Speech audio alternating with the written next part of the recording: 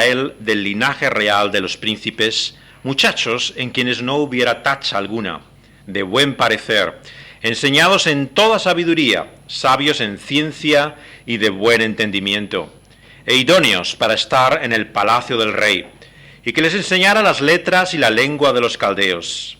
Y le señaló el rey ración para cada día de la provisión de la comida del rey, y del vino que él bebía, y que los criase 3 años para que al fin de ellos se presentasen delante del rey.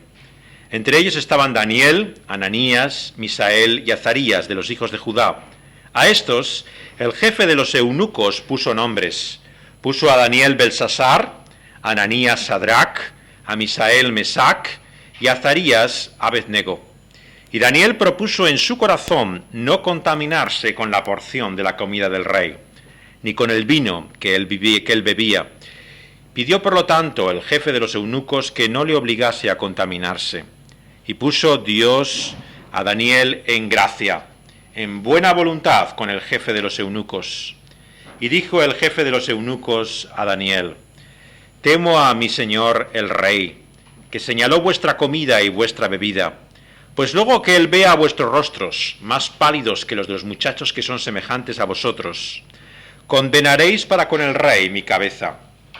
Entonces dijo Daniel a Melsar, que estaba puesto por jefe de los eunucos sobre Daniel, Ananías, Misael y Azarías: te ruego que hagas la prueba con tus siervos por 10 días, y nos den legumbres a comer y agua a beber. Compara luego nuestros rostros con los rostros de los muchachos que comen de la ración de la comida del rey, y haz después con tus siervos según veas. Consintió pues con ellos en esto y probó con ellos 10 días, y al cabo de los 10 apareció el rostro de ellos mejor y más robusto que el de los otros muchachos que comían de la porción de la comida del rey. Así pues Melsar se llevaba la porción de la comida de ellos y el vino que habían de beber, y les daba legumbres. A estos 4 muchachos Dios les dio conocimiento e inteligencia en todas las letras y ciencias. Y Daniel tuvo entendimiento en toda visión y sueños. Pasados pues los días del fin, de los cuales había dicho al rey que los trajesen, el jefe de los eunucos los trajo delante de Nabucodonosor. Y el rey habló con ellos, y no fueron hallados entre todos ellos otros como Daniel, Ananías, Misael y Azarías. Así pues estuvieron delante del rey. En todo asunto de sabiduría e inteligencia que el rey les consultó, los halló 10 veces mejores que todos los magos y astrólogos que había en todo su reino. Y continuó Daniel hasta el año 1 del rey Ciro.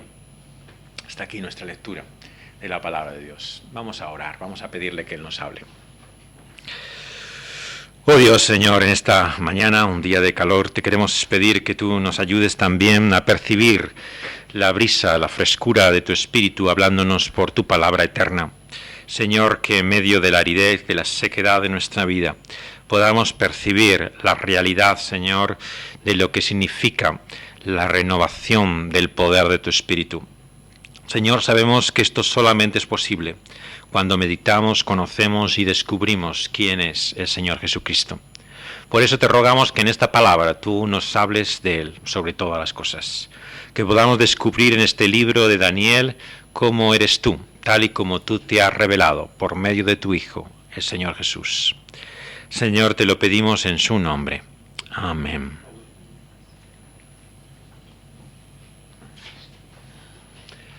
¿Por qué pasan las cosas que pasan? ¿Cómo explicar lo que ocurre? Es algo que nos preguntamos a lo largo de toda nuestra vida. Los acontecimientos se suceden, a veces accidentalmente, no explicamos por qué. Y tantas veces nos viene la sospecha, la pregunta, si no habrá un porqué, si no habrá una explicación, una causa para todo lo que ocurre. Este es el gran tema, sin lugar a dudas, de nuestra existencia, pero también de este libro, la Biblia, y del que hoy vamos a comenzar a tratar, Daniel. Nos presenta 2 formas distintas de ver la realidad. En cierta forma están resumidas ya en estos 2 primeros versículos con los cuales comienza el libro en el capítulo 1. Por un lado, lo que la historia nos dice acerca de lo que ocurrió con Jerusalén, cuando este rey, Joacim, en Judá, se enfrentó a Nabucodonosor y a su sitio, el rey de Babilonia, acabó también con la ciudad de Jerusalén. Y por otro lado, otra perspectiva, la del segundo versículo, la que nos habla de una mano invisible, de alguien que está por detrás de los acontecimientos, el que llama el Señor. Muchas veces se ha intentado explicar por qué en la historia ocurren las cosas que ocurren. En la ficción se ha hecho popular en estos últimos años una serie de libros, de historias, también en el cine, acerca de qué hubiera ocurrido si la historia no fuera como fue. Se ha pensado, por ejemplo, qué pasó en nuestro mundo y en Europa en particular si en la Segunda Guerra Mundial no hubiera, como pasó, vencido el frente aliado, sino que fuera Hitler y el nazismo el que hubiera finalmente tenido la última palabra. Y muchos han hecho historias pensando qué sería el mundo si Hitler hubiera seguido en el poder. Muchos se han preguntado qué sería de la historia de nuestros respectivos países si realmente no hubieran pasado las cosas que ocurrieron. Pero pertenece al terreno de las hipótesis, al sí. No tenemos una seguridad siquiera de que lo que imaginamos o pensamos podría haber ocurrido así. Pero al acercarnos a la palabra profética de Dios, nos enfrentamos a dos cosas singulares que nos hacen mirar la vida y la realidad con otros ojos. Por un lado, el evidente hecho de que hay alguien que sabe lo que va a ocurrir. No necesitamos una bola de cristal para conocer el futuro. En grandes rasgos, como la gran imagen de lo que es el futuro, Dios nos la presenta en la Biblia. Es cierto que no sabemos los detalles de nuestra existencia, que no conocemos las particularidades de los acontecimientos. Muchos, por desgracia, es ahí donde se pierden en este libro que hoy comenzamos, en Daniel. Quieren ver tanto los detalles, a qué se identifica cada uno de los elementos de las visiones del profeta, sobre todo en la segunda parte del libro, que realmente se pierden. Como se suele decir, los árboles no les dejan ver el bosque. Al no tener la imagen principal, se preocupan tanto por el detalle que acaban cayendo en la disquisición de la especulación, de intentar averiguar a qué se puede identificar cada elemento de estas visiones. Por eso lo que quiero que en este tiempo, al considerar este libro, tengamos presente es que lo importante es la visión general, cuál es el cuadro, la imagen de lo que Dios nos da. Y esta imagen nos habla de un futuro, del futuro que Dios conoce. Es importante esto porque muchos, incluso de los estudiosos de la Biblia, les cuesta creer que Daniel realmente pudiera conocer el futuro. La principal razón por la que muchos piensan que este libro no fue escrito por Daniel en el siglo VI antes de Cristo, como se presenta en la Escritura como visiones del profeta, sino que la mayor parte de los eruditos, estudiosos de la Biblia en las universidades, lo fechan en el siglo II antes de Cristo. ¿Por qué? Porque no pueden creer que Daniel en esa época pudiera ver lo que ocurriría durante siglos después. Porque las visiones de Daniel nos llevan mucho más allá de su época, nos llevan hasta lo que ocurrirá con ese rey sirio llamado Antíoco, precisamente en el siglo II antes de Cristo, y por lo tanto piensan que para poder conocer eso tendrías que haberlo vivido. El autor del libro de Daniel, por lo tanto, tendría que ser alguien contemporáneo del final de esos acontecimientos predichos.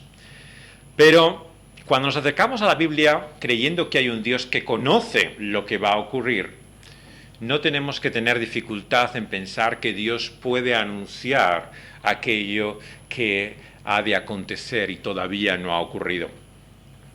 Sin embargo, tenemos que tener en cuenta que la profecía no es solamente una predicción, un anuncio, una adivinación, si queremos, de lo que va a ocurrir después, ¿no? En la profecía tenemos una interpretación divina de la historia. Es por esto que los judíos entendían que este libro no pertenecía solamente al terreno de los profetas, como la mayor parte de los libros de la Biblia, sino que lo incluían en un grupo del Antiguo Testamento hebreo que llamaban los escritos. Los escritos eran libros de sabiduría divina, en los cuales se mostraba la perspectiva de Dios de las cosas. Y es que para Los judíos mismos entendían que esta profecía tenía que ver con la forma como Dios ve la vida, como nos hace entender y comprender el mundo. Y es así que tenemos que ver la profecía, no solamente como el anuncio de algo que va a ocurrir, sino cómo debemos ver nuestro mundo hoy. O sea, Daniel nos abre las ventanas del cielo para comprender nuestra realidad hoy de otra manera. Y es lo que esperamos poder percibir también por medio de la obra de Dios al considerar y meditar en esta profecía de Daniel. Vemos que sin lugar a dudas nuestra vida nos lo recuerda una y otra vez. El hombre propone, pero Dios dispone, dice el refrán. Podemos tener muchas ideas de antemano de lo que pensamos hacer, lo que son nuestros planes y lo que nos hemos propuesto en nuestro corazón, pero está en Dios mismo el que esto realmente se produzca y ocurra. Y vemos que aquí, en esta perspectiva profética, Daniel ve de una forma diferente los acontecimientos del primer versículo. Es cierto que efectivamente Nabucodonosor de Babilonia llegó, sitió Jerusalén y lo ocupó. Fue un hombre, su poder, la expansión imperial, si queremos decirlo, la que dominó al pueblo judío. Y, como sabemos, desde esa primera ocupación, muchos de lo que se consideraba la parte más privilegiada de Jerusalén fueron llevados al exilio, al lugar de donde venía este gran monarca y emperador, Babilonia. Entre ellos, Daniel, el protagonista de esta historia. Pero vemos que en el versículo 2, él ve otra mano detrás de todo esto que acontece. No es solo Nabucodonosor el que le ha llevado a Babilonia, es el Señor mismo, el que ha entregado en sus manos a Joacim, el rey de Judá, parte de los utensilios de la casa de Dios y los ha traído a esa tierra de Sinar, a la casa de ese Dios pagano, colocando los utensilios en la casa del tesoro de su Dios. O sea, Daniel ve por la perspectiva que Dios le da, que es Dios mismo el que ha entregado a su pueblo a este poder extranjero. Lo ha llevado también a él cautivo junto con algunos de los principales judíos a esta tierra de Babilonia. Discierne la mano de Dios detrás de la historia. Ahora bien, cuando queremos interpretar nuestra propia vida, esto no es tan sencillo, ¿verdad? Entendemos que Dios está detrás de muchas cosas de lo que ocurre, de lo que pasa en nuestra vida. Pero fijémonos en los principios realmente de lo que aquí nos enseña. ¿Qué es lo que lleva a que el pueblo judío sea dominado por los babilonios y llevados estos cautivos al exilio? A la luz de lo que nos cuenta el Antiguo Testamento, fue el desprecio constante y la ignorancia deliberada de Dios con la cual los judíos llevaban viviendo durante generaciones.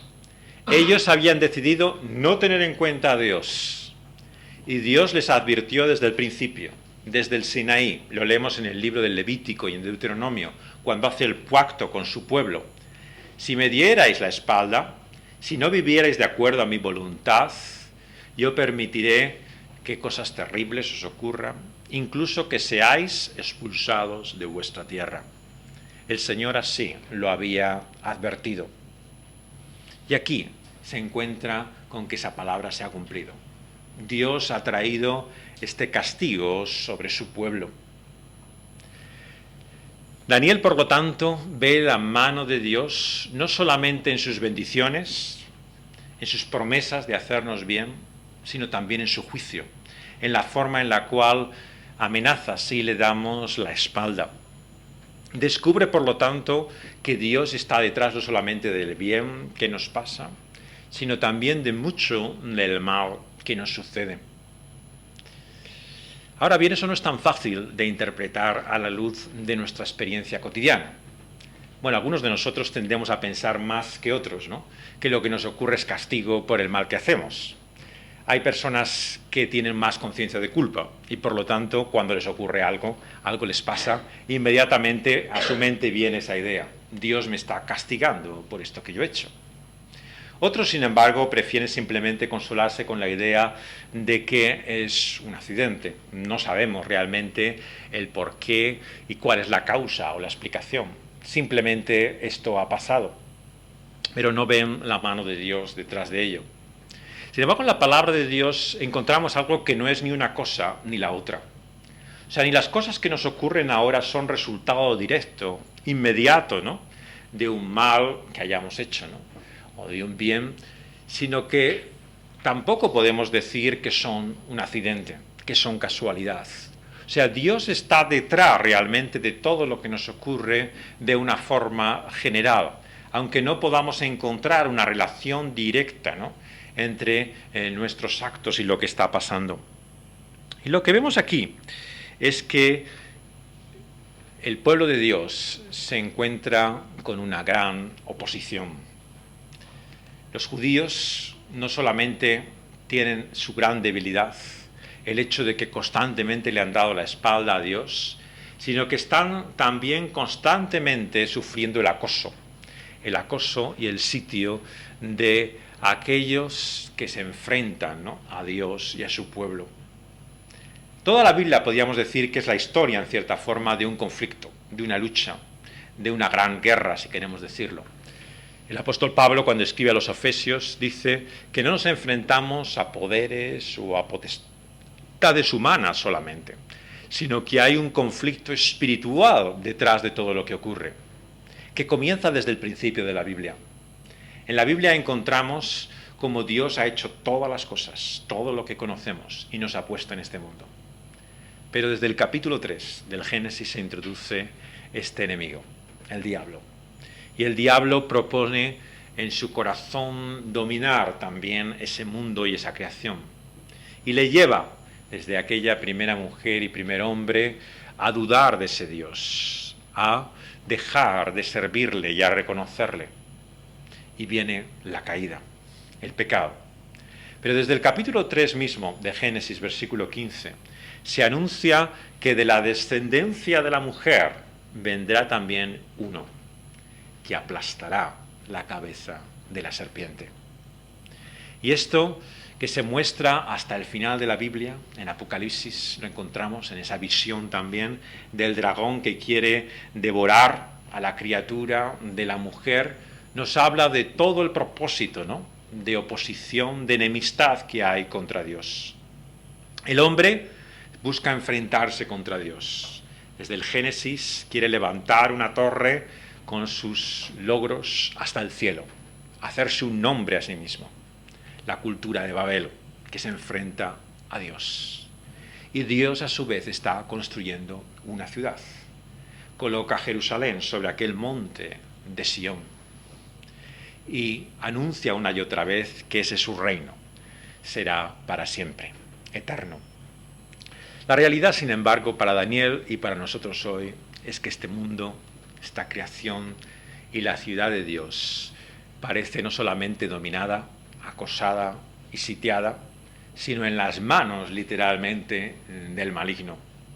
Una y otra vez nuestra impresión que tenemos de la vida es que realmente no solamente no es fácil discernir que hay un Dios que está al control y que dirige, sino que más bien parece todo lo contrario, que realmente las cosas que ocurren en este mundo parecen demostrar que hay un poder de maldad terrible que dirige la historia.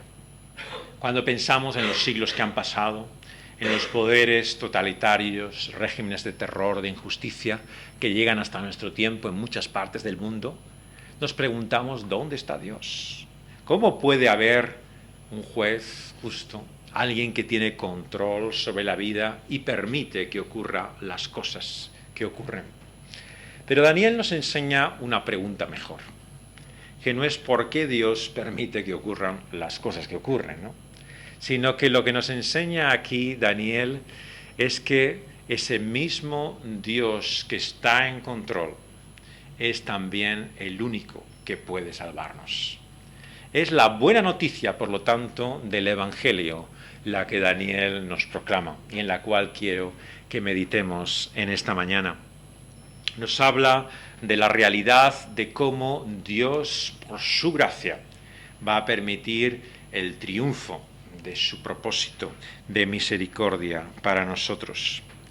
El libro de Daniel abarca como 70 años de la vida de este hombre. Comienza aquí con Nabucodonosor, se nos da la fecha, es en la época en que está el año 605 en Nabucodonosor en Babilonia, y acaba en el capítulo 10, versículo 1, con Ciro, el rey de Persia.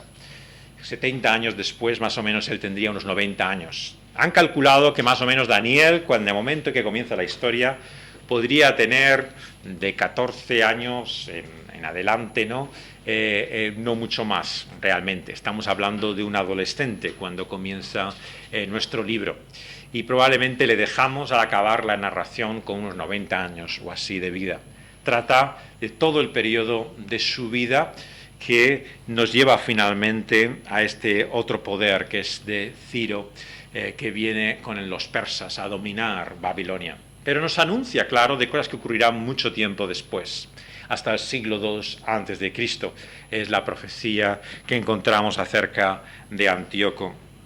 Pero lo que discierne Daniel en todo esto es que hay un proceso en el cual se busca conformar a él y a todos los que quieren reconocer a ese Dios soberano, a pensar, a razonar como el mundo que le rodea. Y esa presión que él sufre desde este primer capítulo, ¿no?, es en la cual nosotros también vivimos. Muchos han dicho aquí que encontramos casi lo que llamaríamos un lavado de cerebro. Los soldados americanos en la época de la Guerra de Corea, en los años 50, fueron algunos llevados presos y sometidos a lo que hoy llamamos un lavado de cerebro. Y a partir de ahí los psicólogos han intentado descubrir, ¿no?, cómo prisioneros de guerra pueden llegar a ser mentalmente afectados, ¿no?, de tal forma, ¿no?, por aquellos que le tienen cautivos, que acaben pensando, razonando de una forma totalmente distinta a como lo harían naturalmente. Es lo que llamamos popularmente un lavado del cerebro. El lavado del cerebro, que por cierto muchos, sin lugar a dudas, es como describen la conversión religiosa, como la manera en la cual uno puede pensar de una forma totalmente distinta a como pensaba anteriormente. Vemos, sin embargo, que a la luz de lo que aquí encontramos en este primer capítulo, tiene unas características muy determinadas en la forma en la cual un gobierno, un Estado totalitario lo hace. ¿Qué características vemos aquí en la presión que ejerce Nabucodonosor sobre estos jóvenes que ha llevado cautivos de Babilonia? En primer lugar, vemos que lo que hacen es aislarlos, separarlos. El exilio, por supuesto, es la estrategia principal. Fijaos bien la inteligencia realmente de este poder de maldad, que no solamente quiere dominar, controlar a estos hombres, sino quiere utilizarlos a su servicio, hacerlos instrumentos adecuados a él. Los gobiernos totalitarios, y algunos tristemente sabéis más de esto que otros, son especialistas en esto. Saben cómo llegar no solamente a tener el poder sobre una nación, sino a poder dominarla y utilizarla para su propio servicio. Hacer que aquellos que podían estar en contra se conviertan en servidores suyos. Los mejores instrumentos que pueden tener para tener el control y el dominio de la población son aquellos mismos que han dominado.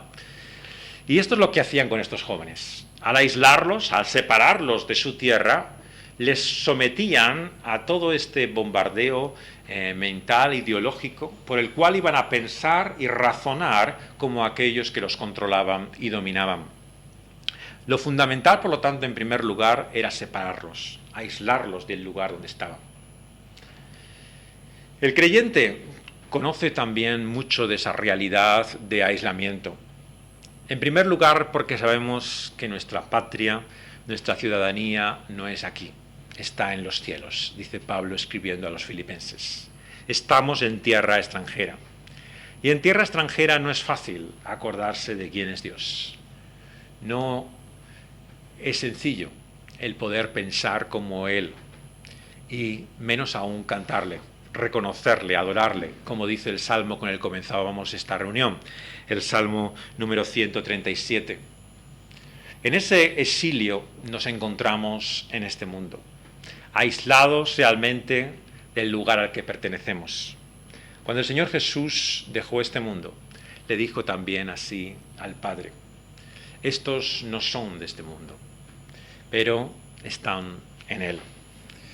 Y es así como Dios ha puesto a los creyentes en un mundo que Él ha creado, pero que ahora parece bajo el dominio del mal, bajo el poder del maligno. Y lo que hace, por lo tanto, este poder que quiere conformarnos a Él y a su manera de pensar, es intentar evitar que nos acordemos de dónde venimos. Por eso, cuanto más nos aleje de todo aquello que nos recuerda a nuestra patria, a nuestra casa, mejor aún. Si al emigrante, al exiliado, le aislamos de los que vienen de su país, si está solo, mezclado entre la población, si no puede relacionarse con otros que son de su misma tierra, su recuerdo se va haciendo cada vez más vago, más difuso. Empieza a hablar, a actuar, a pensar como aquellos que le rodean. Por lo tanto, el mundo odia, aborrece que los cristianos se junten. Realmente puede entender que vengamos de otro lugar o de otro sitio, pero no puede comprender realmente que haya lugar ahora en este mundo para tener nosotros una unidad, un sentido juntos. Dios, sin embargo, ha querido que su pueblo, su iglesia, ahora viva en este mundo estando en Él, aunque no sea de Él. Y uno de los grandes propósitos, sin lugar a dudas, que tiene la iglesia es el recordarnos una y otra vez de dónde venimos. Cada uno estamos en un lugar diferente, con un trabajo distinto, en familias, ocupaciones, situaciones muy distintas. Pero nos reunimos aquí pensando en el lugar de donde venimos. Y esto tiene una enorme fuerza, porque realmente nos da un sentido de pertenencia, de saber quiénes somos.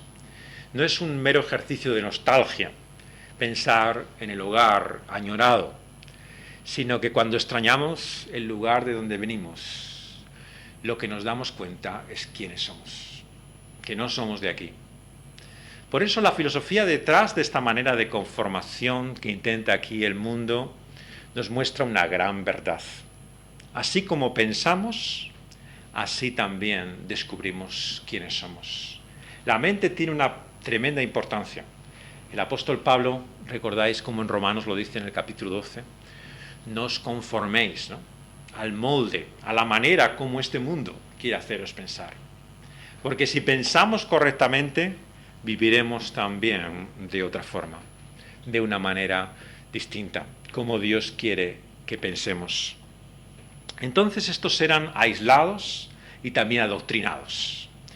Veis que este proceso de adoctrinamiento que encontramos en el versículo 4 hace que estos muchachos fueran enseñados en toda la sabiduría que había en Babilonia, sabios en la ciencia, en el entendimiento, idóneos para estar, por lo tanto, en el palacio del rey. Eran enseñados en las letras, en las lenguas también que hablaban los caldeos.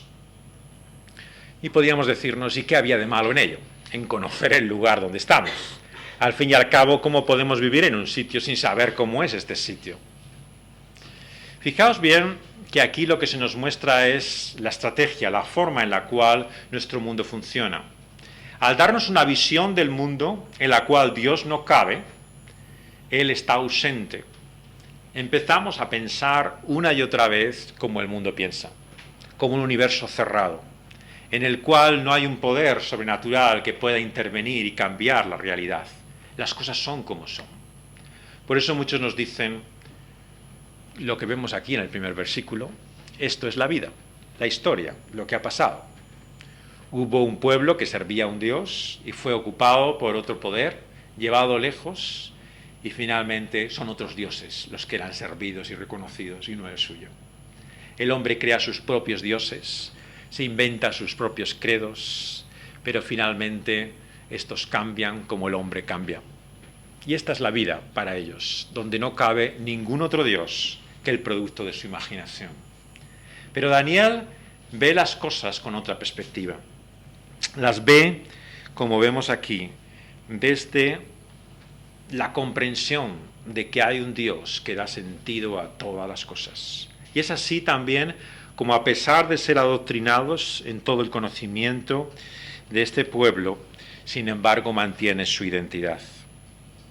La tercera estrategia, juntamente con el adoctrinamiento que encontramos aquí y el aislamiento, es llevar a ese compromiso, ¿no?, a esa situación en la cual se intente llegar a un acuerdo, a un punto común en el cual sea posible poder estar en este mundo, actuar como este mundo espera y al mismo tiempo servir a Dios. Esta es la idea realmente. Ellos pueden, en cierta forma, mantener una memoria, un recuerdo de quiénes son, pero ahora viven en una nueva realidad y se han de conformar a ella. Y de ahí los nombres que reciben. Fijaos bien la estrategia que esto tiene, porque es el origen de la cuarta forma y última en la cual Babilonia quiere finalmente controlar su mente: la confusión. Ellos tenían un nombre que hablaba de quién era su Dios. Nos dice nuestro texto que estos eran Daniel, Ananías, Misael y Azarías, pero fueron cambiados sus nombres por el jefe de los eunucos, que puso a Daniel Belsasar, versículo 7, a Ananías Cedrac, a Misael Mesac y a Azarías Abednego. No sabemos con detalle exactamente lo que significa alguno de los nombres, pero entendemos que Daniel significaba Dios es juez, y en su lugar recibe la referencia a una divinidad de los babilonios, exactamente como a cada uno de los 4 jóvenes que aquí encontramos. Si Ananías habla de que el Señor es gracia, su nombre es cambiado en referencia también a un dios babilonio. Lo mismo ocurre con Misael, que significa quién es lo que Dios es, y también recibe ahora un nombre en relación con el dios babilonio. Y Azarías, el Señor es mi ayudador, recibe también otro nombre en referencia a esta divinidad babilonia. ¿Qué se proponían entonces hacer con ellos? Traer confusión a su mente, crear una doble identidad. Para los judíos tenían un nombre, pero aquí para ellos tenían otro nombre. Esto les lleva a un compromiso. En el versículo anterior nos dice que el rey había establecido una comida cada día para ellos, y de esa provisión, que era de la comida del rey, debían comer y beber 3 años hasta presentarse delante del rey, dice el versículo 5. Muchos también se han preguntado exactamente qué sentido tenía todo esto. Probablemente no tiene que ver con la dieta, como muchos piensan. Han especulado algunos que tenía que ver todo este problema de la comida de Daniel, ¿no? Es que era un tipo de alimento que los judíos no podían comer, ¿no? Si esto fuera así, no se entiende por qué Daniel, a continuación, como vemos, lo que quiere es una dieta, digamos, prácticamente vegetariana, ¿no?, a base de legumbres. Esto no era la dieta judía. La dieta judía no era una dieta vegetariana. Era una dieta de abstención de carne hecha de determinada forma preparada, ¿no? La carne con su sangre todavía, lo que denominamos una dieta kosher, ¿no? Pero no se trataba de comer carne o vegetales. Lo que parece indicar más bien no es tanto la dieta, sino lo que significa que es la ración del rey, es la comida del rey, ¿no? O sea, lo que el rey de los babilonios quiere es que conozcan lo que significa el privilegio al cual han llegado, poder servirle en su palacio, disfrutar de los privilegios que este mundo les ofrece. De esto se trata. Ellos le dicen a él si pueden vivir en su palacio, servirle, pero sin disfrutar de estos privilegios que el rey les ofrece. Por esto se dirige a continuación Daniel, buscando en su corazón no contaminarse con esta comida del rey, ni con el vino que él bebía. Y se dirige al jefe de los eunucos y le pide que cambie la alimentación y la bebida que ellos han de recibir. Nos llama la atención la firme resolución que tiene aquí Daniel. Nos dice el versículo 8 que Daniel se lo propone en su corazón, ¿no? Decide así no participar de esa comida y bebida. El énfasis de muchos que hemos conocido el libro de Daniel desde niños, no sé por qué en la escuela dominical siempre tenemos un afecto especial a Daniel los niños y siempre recordamos toda nuestra vida ciertas cosas de Daniel, ¿no? Ciertas partes, el horno, los leones, claro. Estas son las historias que recordamos. Pero de alguna forma creo que con el tiempo y probablemente desde el principio hay algo que no hemos entendido central en la enseñanza de Daniel. Y es lo que quiero comunicar con esta serie que hoy comenzamos. De lo que se trata no es finalmente de la fidelidad de Daniel, del valor, de la decisión, de la resolución con la que Daniel se atreve finalmente a servir a Dios en ese mundo opuesto a él, sino de la fidelidad de Dios que se muestra en la vida de Daniel. Muchos ponen el énfasis, por lo tanto, en el versículo 8. Daniel se propone, decide en su corazón hacer esto, pero olvidan lo que dice a continuación el versículo 9. El versículo 9 nos dice que puso Dios a Daniel en gracia y en buena voluntad con el jefe de los eunucos. O sea, lo que Daniel nos enseña es que sea cual fuera la resolución que Daniel tenía, si no fuera por Dios, su buena voluntad y su gracia, hubiera tenido toda la firme resolución que quisiera, pero realmente nada de lo que ocurre a continuación hubiera pasado. O sea, es Dios y su fidelidad el que se muestra en esta historia. Y es por esto que la gran lección que tenemos que sacar de un capítulo como este no es ser valientes como Daniel para poder vivir fielmente en este mundo, sino qué fidelidad tiene Dios que permite que podamos conocer su gracia en medio de esta oposición y de hostilidad. Lo sorprendente, por lo tanto, no es solamente que Daniel se enfrentara a esta medida, sino que Dios le diera gracia, buena voluntad con el jefe de los eunucos. Seguramente que habéis vivido en vuestra vida circunstancias así, ¿no? Estáis dando vueltas pensando, bueno, ¿y cómo voy a decirlo ya a esta persona esto, ¿no? ¿Cómo voy a enfrentarme a esto, ¿no? Y uno está en su corazón realmente resuelto, decidido a algo, ¿no? Pero es solamente cuando sorprendentemente, ¿no?, vemos la mano de Dios, ¿no?, y cómo predispone el corazón, ¿no?, cómo cambia esa situación, esa circunstancia, que reconocemos que algo excepcional, sobrenatural está pasando. Y esto es lo que pasó en la vida de Daniel. Pero aquí no vemos lo extraordinario que era Daniel, sino lo extraordinario que era el Dios de Daniel. Es el Dios de Daniel el que pone gracia y buena voluntad realmente para con Daniel y los suyos.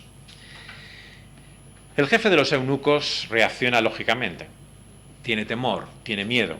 Y le dice, mira, si yo os doy lo que me pedís, el rey, ¿qué va a decir a continuación? Va a ver que no habéis comido adecuadamente y soy yo el que va a sufrir las consecuencias.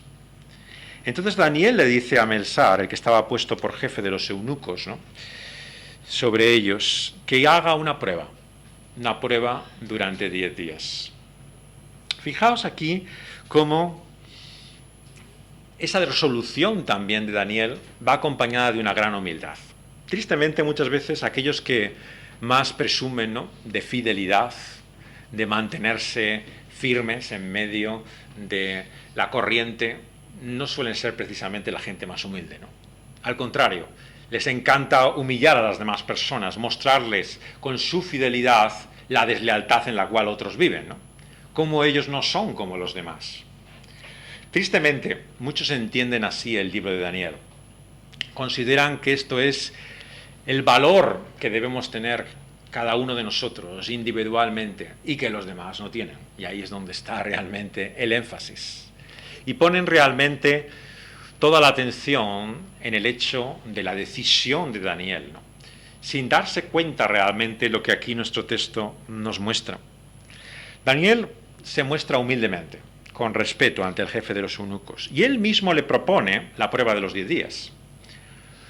O sea, el Señor mismo vemos que le había dado esa perspectiva, esa sabiduría y discernimiento por la cual darle una prueba razonable a este hombre, ¿no?, de que no iba a sufrir las consecuencias de lo que iba a significar el régimen que ellos iban a tener ahora. Todo nos habla de modestia, de respeto, de humildad por parte de él. No hay una exhibición y una lealtad que se muestre en la humillación, en el desprecio de los otros. Todo lo contrario. Él vemos que le propone así a este hombre hacerlo. Y cuando compara el rostro, el aspecto de aquellos que habían comido tras haber consentido el jefe de los eunucos, cuando pasan los 10 días, tienen sorprendentemente un mejor aspecto, más robusto y saludable que los otros que habían comido del rey. Había ocurrido sencillamente un milagro, algo asombroso, sobrenatural. Lo que nos muestra nuestro texto aquí es que la fidelidad de Dios para con estos hombres, que en obediencia buscaron así servirle, es también de esa manera, acompañada de la buena voluntad de Dios, por la cual ellos, lejos de tener un aspecto más desfavorable, se muestran mejor incluso que los otros que habían. El conocimiento y la inteligencia de aquellos hombres también le llama la atención a Nabucodonosor en el versículo 17. Muchos han puesto el énfasis así en que la obediencia, la fidelidad del creyente será reconocida finalmente en el mundo. Algunos piensan que esta es la gran lección del ejemplo de Daniel. Si vivimos sirviendo a Dios en nuestra circunstancia, en nuestra situación, el mundo acabará reconociéndolo. Nos dará una posición de reconocimiento, de prestigio, de autoridad, y Dios mostrará a los demás realmente quiénes somos, los que le hemos servido. Quienes entienden así la historia de Daniel no ven realmente la visión que Daniel tiene. Daniel, si tiene alguna habilidad, capacidad o aptitud, es la que Dios le da. Fijaos lo que dice. Nos dice que este entendimiento, conocimiento, inteligencia, sabiduría que Daniel tenía, había sido así recibido de Dios. Versículo 17. A los cuatro, Dios les dio toda esa capacidad y recursos que muestran. Conocimiento, inteligencia, letras, ciencias, entendimiento de visiones y sueños como Daniel tiene, son dados por Dios. En el mundo pensamos que lo que hemos logrado, lo que alcanzamos, lo que tenemos, es porque nos hemos esforzado. Porque así en nuestra vida hemos trabajado y nos hemos preparado y hemos buscado así llegar lo más alto posible. Y el hombre vive en ese orgullo, en ese sueño absurdo y necio de pensar que lo que tiene, lo que ha alcanzado, lo que ha conseguido es lo que él mismo ha logrado. Es por eso que las personas no hay nada que más les moleste, ¿no? Que le digan que tienen que dar gracias a Dios por lo que han conseguido. Si esto lo han logrado ellos, ¿qué Dios se lo ha dado, ¿no? Realmente les parece un insulto, ¿no? Si he trabajado yo, trabajado duramente para llegar a esto, ¿qué Dios me ha dado esto? Esa es la locura que la Biblia nos muestra que está en el corazón del problema que la Escritura llama el pecado. El pecado es el orgullo y la satisfacción en la que el hombre piensa que lo que ha adquirido, lo que tiene, lo que ha recibido, él mismo lo ha logrado. Pero Daniel y su historia nos habla de Dios, del Dios que nos ha dado toda capacidad, todo recurso, todo conocimiento y discernimiento. Incluso aquellos que se han esforzado, que han trabajado, es verdad, desde muy pequeños, han aprovechado cada oportunidad o utilizado. ¿Quién les ha dado esas oportunidades y ocasiones que han tenido? Si no hubieran estado en la familia que estaban, si no hubieran tenido los estudios que han tenido, si no hubieran nacido en el país en el que estaban, ¿habrían llegado a donde están? Sin lugar a dudas que no. Dios nos ha puesto a cada uno allá donde estamos, desde el lugar en el que hemos nacido, en la familia en que estamos, en las circunstancias que tenemos, no las hemos elegido nosotros. Dios nos las ha dado. Por lo tanto, ¿de qué nos podemos enorgullecer? ¿Hay acaso algo de lo que nos podamos gloriar? El apóstol Pablo dice, ¿hay algo que podáis decir que esto es vuestro porque así lo habéis adquirido? De Dios lo hemos recibido y a Él le pertenece, por lo tanto, la gloria. Y así el rey reconoce en ellos la obra que Dios en su gracia había hecho. Y en su sabiduría e inteligencia les consulta y los encuentra mejores incluso que los magos y astrólogos que había en este mundo. Vemos entonces finalmente la misericordia de Dios. Un Dios que nos habla de su fidelidad por encima de todas las cosas. Y qué importante es esto para entender la buena noticia del Evangelio. Porque este libro no habla de lo fiel y leales que tenemos que ser para que Dios nos acepte y nos bendiga, sino que este libro nos habla de la fidelidad y lealtad de otro, de Dios mismo, en Cristo Jesús para con nosotros. Porque finalmente, ¿quién es el que sufrió, padeció, conoció la tentación y la prueba que ningún otro ha conocido? De una manera que ni Daniel ni sus compañeros pudieron experimentar. Lo leíamos antes en el Evangelio. Paulino nos leía en Lucas, en el relato de las tentaciones del Señor. El Señor Jesús fue tentado en todo, dice Hebreos. Conoció todo tipo de prueba y él, a diferencia de nosotros, fue considerado sin falta. No solamente mejor que los demás, en comparación como era Daniel y sus compañeros, sino a la luz del baremo de la medida de Dios mismo. Es el único que ha cumplido perfectamente lo que Dios espera de nosotros. El que ha vivido en lealtad hasta la muerte misma. Nos dice la Escritura que solamente hay uno que ha vivido en obediencia fiel a Dios hasta la muerte. Y por causa de él y de su servicio es que nosotros vivimos y encontramos la gracia de Dios. Y es por esto que tenemos que descubrir el Evangelio en el libro de Daniel. Tristemente muchos leen el libro de Daniel peor que lo podíamos leer en una sinagoga judía, como un mero relato de ejemplo, de ilustración, de modelo, de lo que ha de ser un desafío moral para vivir mejores vidas. Pero queridos amigos y hermanos, esto es el Evangelio, lo que hemos recibido. No se trata simplemente del ejemplo de Daniel, se trata de lo que Dios ha hecho y hace por nosotros en Cristo Jesús. La historia de Daniel, por lo tanto, nos habla de Cristo como Dios encarnado, muerto, resucitado, ascendido a los cielos, y lo que Él es para nosotros. Nos habla del Dios que Jesús nos ha enseñado y nos muestra, que no permite que ni un gorrión se caiga sin que Él así lo determine. El Dios que tiene control sobre cielos y tierra, que dirige y guía nuestra vida, que nos ha llevado a esta situación en la que ahora estamos. Es cierto que a causa de nuestro pecado vivimos en este mundo roto y caído, por culpa nuestra. Pero Dios también es quien nos ha traído aquí. ¿Cómo? No me preguntéis. Estos son los misterios del propósito de Dios. Incluso el mal, el pecado mismo, entra en su plan y su propósito de alguna forma para mostrarnos su bien y su gracia. Sufrimos las consecuencias de nuestro mal, pero Dios nos ha traído al lugar donde aquí estamos. Y fijaos si no es la mayor estrategia que el maligno ha tenido. Nos la anuncia Pedro en su predicación de Pentecostés, en Hechos 4. Cuando con manos inicuas, injustas, el Señor Jesucristo fue entregado para ser así llevado a aquella cruz. Dios mismo, por su determinado consejo, por su anticipado conocimiento, llevó a su Hijo en la cruz. Dos formas de ver la vida, decíamos al principio de este libro, Daniel.